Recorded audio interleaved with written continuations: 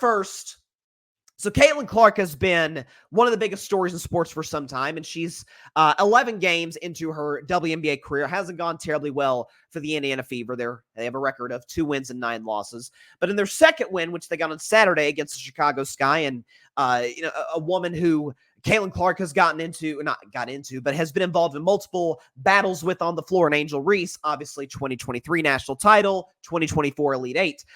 There was a situation where Caitlin Clark is, someone just made a basket for the Chicago Sky. Aaliyah Boston of the Indiana Fever, who was the number 1 pick, I believe, or one of the number 1 picks in 2023, is throwing the ball into the number 1 overall pick, Caitlin Clark, 2024. And this happens. Kennedy Carter, I believe, is the woman's name. Just blindsides Caitlin there. We'll show you multiple angles of this. This angle right here, you could see her saying the B word to Caitlin, calling her the B word.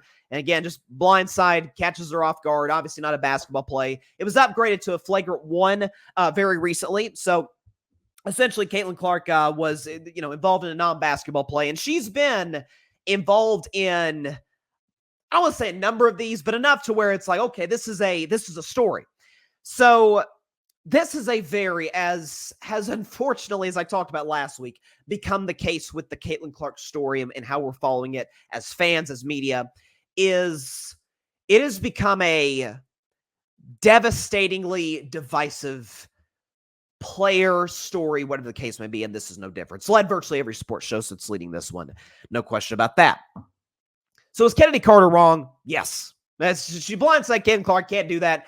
And again, Kennedy has a history of situations like this where, first of all, she didn't play in the WNBA last season. She was the number 4 overall pick out of Texas A&M in 2020 and was actually suspended, I believe, by the Atlanta Dream, the team that drafted her, for an altercation with a teammate after that teammate said that she was having a bad attitude. So again, this is her 3rd team, so she has a little bit of a history of unsportsmanlike acts of some sort. She's certainly not the first WNBA player or basketball player, for that matter, to be involved in something like this. But I don't think, because I think in this instance alone, and as far as the non-basketball plays towards Caitlin or the back and forth she's gotten in players verbally, I do think that the media is, not the media as a whole, but some aspects of the media is trying to protect her too much, which I find disrespectful.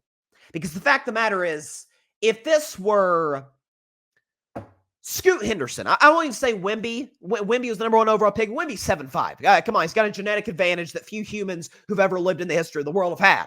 Let's say Scoot Henderson, who's about, what are we going to give him? 6'4", 6'5", crazy athletic guard, had a disappointing rookie season. I think he'll get on his feet eventually. But let's say Scoot Henderson, let's say there's no Wemby, and he is the talk of the NBA. He's going to come in and dominate the league. Okay? So if there were instances like this with Scoot, as there's been with Caitlin, and the whole media was like, how dare you do this and come after him, and I find that as a little bit of a protective measure that he wouldn't need, and Caitlin does not need. Caitlin, part of the reason she's gotten to this point is because, in the words of Pat McAfee, she is a dog in every sense of the word. This is a trash talking, says whatever's on her mind to anybody on the floor, is an absolute stone cold killer when she's on a run.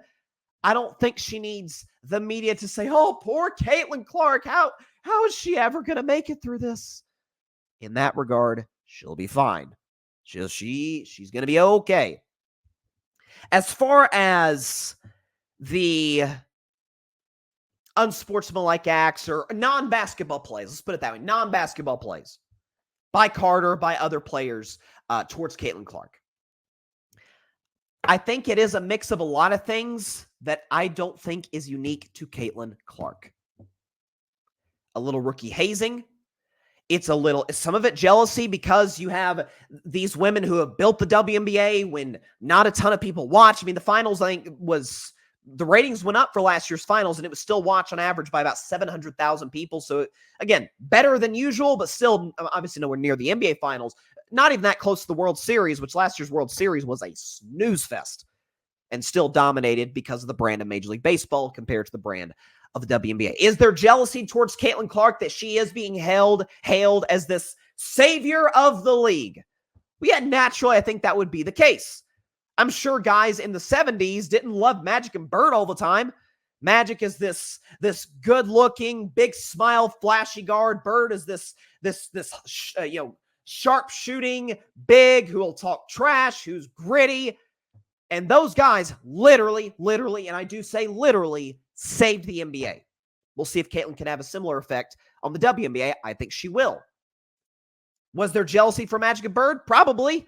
Was there jealousy towards LeBron James in 2003? Yes, we literally have footage of it. We have footage of Cavs players. Keep in mind, there's a reason they got the number 1 overall pick. They sucked. That's why they got LeBron in 2003. Them saying, hey, he's going to have to fall in line. There's a team structure. It's like, guys, it's LeBron James we're talking about. And LeBron, of course, stepped in, and the rest, as they say, is history. Caitlin hasn't had as seamless of a transition because obviously she doesn't have the physical gifts that LeBron has. Few have. But also she's an undersized player, and there is a little bit of a, hey, we're going to impose our physicality on you because we have a genetic advantage over you physically. So that's going to be a conversation. That's going to be something that I think Caitlin's going to deal with through a lot of her career. She's going to have to get stronger. She's going to have to, as time goes on, adjust the physicality. For the record, again, my guy Barry's been one of the only people putting this out there, so I'll piggyback off his point. But Caitlin, as well as the other rookies, as is the case every year in the WNBA, really don't get an offseason. They go straight from March Madness to, hey, guard Diana Taurasi, okay, and try and stop Asia Wilson from getting another 25-point double-double. It's like, that's a lot to ask for a kid who just finished, calculus. It's a lot. So in that regard, the WNBA may need to make some changes. And what angered's too strong of a word. What bothered me about this Kennedy Carter, Caitlin Clark exchange was not that it happened, because that happens. Candace Parker dealt with it. Angel Reese literally dealt with it last week. This is normal. It's the fact that in all of these incidents, I've yet to see an Indiana Fever strongly take up for Caitlin Clark. Yet to see it. Aaliyah Boston, who I was a fan of at South Carolina, even as a Vols fan, love Aaliyah Boston. She's having down numbers this year. She'll pick it up as time goes on. She's a young player. I haven't really seen her come to the defense of her teammate. I haven't seen other players in the Indiana Fever, Katie Lou Samuelson, other players, other girls come into the defense of Caitlin. Why is that? Is there a jealousy from teammates the way there was with LeBron in Cleveland in 2003? Maybe. I'll tell you this, though. I'll tell you this right now. And people like, oh, you're the Draymond Green defender, you're the Warriors fan. I'm like, nope. Every champ, almost every dynasty in the history of the NBA has had a guy like Draymond Green, has had a Dennis Rodman, has had a Bill Laimbeer, has had guys like that. You need them. I'll tell you something right now. Hell will turn into the North Pole before Draymond Green let a player like a Kennedy Carter or a Patrick Beverly in the NBA do that to Steph Curry. You know, I know that. We saw what happened when Rudy Gobert went after Klay Thompson in November, which is why I defended Draymond Green, and Draymond put the man in a chokehold. Almost choked a 7-footer out at 6'6", however tall Draymond is. He's significantly undersized compared to Rudy Gobert. Where's the Indiana Fever's enforcer? Matt Barnes pointed that out on social media. Like, man, is somebody going to come to her defense? Caitlin can handle it, but I'd imagine it'd be nice to know one of her teammates is like, hey, enough with this BS. I'm going to take up for my teammate here.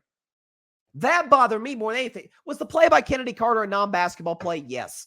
Or was a non-basketball play? Yes. Was what she said on I think it was on Threads, where she said that, what does Caitlin do besides shooting the basketball? Which is a really dumb when you consider the fact that I think Caitlin's the first player outside of Sabrina Ionescu in WNBA history to have I think it was 150 points, 50 rebounds, and 50 assists in her first 10 games. It's kind of ridiculous, but there's players like that in the NBA, NFL, WNBA. It's very common. So I'm not going to get mad at a Kennedy Carter who's one of a lot of players of that particular build, as a player. Kind of crosses the line when it comes to basketball plays, non-basketball plays, talks trash that is objectively false. What I am mad at is that not only, by the way, too, have Caitlin's teammates not really come to her defense at all. And I think there might be some serious jealousy in that regard. But it's the fact that the WNBA, let me get a drink of water here. The WNBA kind of screwed Caitlin over a little bit here in this regard. Okay? I saw this stat today, and it's kind of mind-boggling. So we're 20 days, 20 days, I'm just fresh off being under the weather. We're 20 days into the 2024 WNBA season. The Indiana Fever, Caitlin Clark's team, have played as many games in the last 9 days as the champion, back-to-back champion, Las Vegas Aces have played all season. The Fever have played 11 games in the first 20 days of the season. That's overkill. Got to give her some sort of break. Now, the good news is, from here on out, Caitlin does have any back-to-backs. Her next game isn't until Friday, so she gets a little bit. She played, I guess it was yesterday, against the New York Liberty, had a terrible shooting day, tired legs. The New York Liberty might win the WNBA championship this year. Like, that's to be expected. So she gets a little bit of a break from her legs. So it's you're going to see, I think, as time goes on, a more fresh Caitlin Clark, because I think the WNBA, and again, I don't necessarily blame the schedule makers or the commissioner, Kathy Engelbert, or whoever's in charge of that, where it's, oh my gosh, it's the shooting star coming in our league. Let's put her on television as soon as possible, as much as possible. Got to give her a little bit of a breather, which I think the schedule, as time goes on, will eventually permit. So the WNBA didn't necessarily do Caitlin any favors, but more importantly, the Fever haven't done her any favors. Where's Leah Boston? Where's some of these other players when it comes to, if somebody's shoving my teammate, the face of my franchise, gosh darn it, I'm going to do something about it. Listen, before even Dennis Rodman, Michael Jordan had Charles Oakley.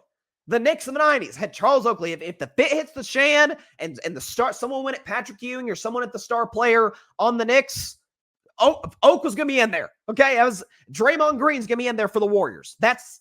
Every team needs that. And obviously, we've seen through 11 games, Fever don't have that. They don't have a lot of pieces. They weren't very good. That's why they got Caitlin Clark. Excuse me. But I don't know. That upset me more than the flagrant. The flagrants are going to happen. People, these women are going to pick on Caitlin because guess what? They picked on Candace Parker. They picked on Angel Reese last week. It's part of the growing process in the WNBA. Excuse me. And I didn't like, as I referenced earlier, I don't like how the media has, excuse me, I'm sorry, portions of the media have defended her in a way that I think is kind of patronizing, where it's, Caitlin can take up for herself. She doesn't need pundits and then the national media to take up for her. Poor Caitlin. Caitlin's a dog, man. She loves us. So, listen, she's the type of player who's going to get through a rookie season. She's having a good rookie season, by the way. She may be an all-star. Shooting splits aren't good, but her numbers, other than that, are excellent. But she may be an all-star, get through the rookie season, get a long off season, get a breather, get a rest for your legs, come back next year and torch the people who went after you this year. Tale as old as time in sports. And so I think Caitlin will be able to do that. Thanks so much for watching the show on YouTube, and be sure to go click that big red subscribe button and check out the other clips and full shows from Carving It Up Live, as well as our other incredible content creators here on the Grid Network.